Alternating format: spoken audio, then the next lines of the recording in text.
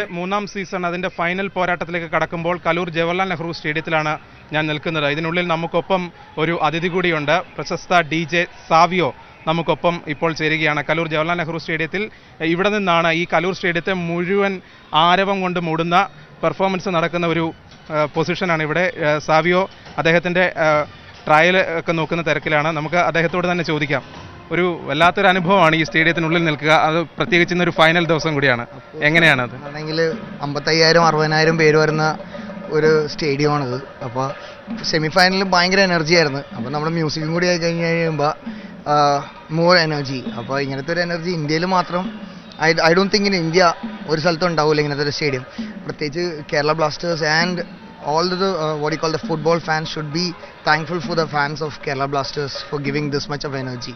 പിന്നെ അതൊരു വേറൊരു ഫീലാണ് എന്നുണ്ടെങ്കിൽ ഇവിടെ നിന്നുള്ള വ്യൂവും കാണണമെന്നുണ്ടെങ്കിൽ ഇങ്ങനത്തെ ഒരു വേറൊരു ഫീലാണത്. പൊതുവെ 50,000-ലധികം പേരാണ് ഇവിടെ വരുന്നത്. ഇന്നാണ് പ്രത്യേകിച്ച് ഫൈനലും കൂടിയാണ്. ബ്ലാസ്റ്റേഴ്സിന്റെ ഒരു മഞ്ഞ കടൽ തന്നെ ആയിരിക്കും ഇവിടെ.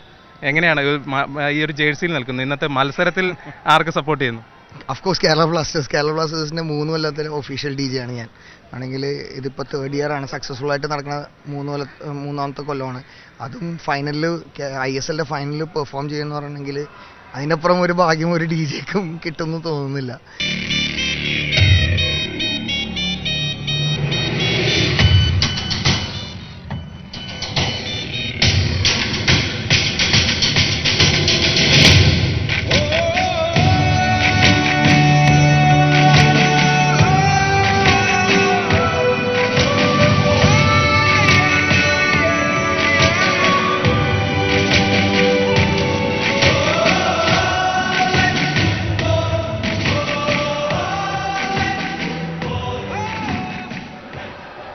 തീർച്ചയായും വളരെയധികം നന്ദി. ഈ ഒരു തിരക്ക് പിടിച്ചൊരു സമയമാണ്. ഒരുപാട് ആശംസകൾ നേരുന്നു. കാരണം ഇന്നൊരു ഫൈനലാണ്. ഏറ്റവും നന്നായി മികച്ച രീതിയിൽ പെർഫോം ചെയ്യാൻ കഴിയട്ടെ എന്ന് ആശംസിക്കുന്നു. Best of luck for Kerala Blasters and hope we win. Thank you. അദ്ദേഹം തിരക്കിലാണ്. എന്തായാലും കലൂർ ജവഹർലാൽ നെഹ്റു സ്റ്റേഡിയത്തിൽ മഞ്ഞക്കടലാക്കുമ്പോൾ അവിടെ ഏറ്റവും വലിയ ആവേശം സൃഷ്ടിക്കേണ്ട ആൾ ഇവിടെ അദ്ദേഹം റിഹേഴ്സലാണ്, പ്രാക്ടീസിലാണ്. എല്ലാവിധ ആശംസകൾ അദ്ദേഹത്തിന് വരുന്നു. കലൂർ ജവഹർലാൽ നെഹ്റു സ്റ്റേഡിയത്തിൽ നിന്നും ക്യാമറാമാൻ ആന്റണി ഗ്രിഗറിക്കൊപ്പം റെബിൻ രാജു, മാതൃഭൂമി ന്യൂസ്.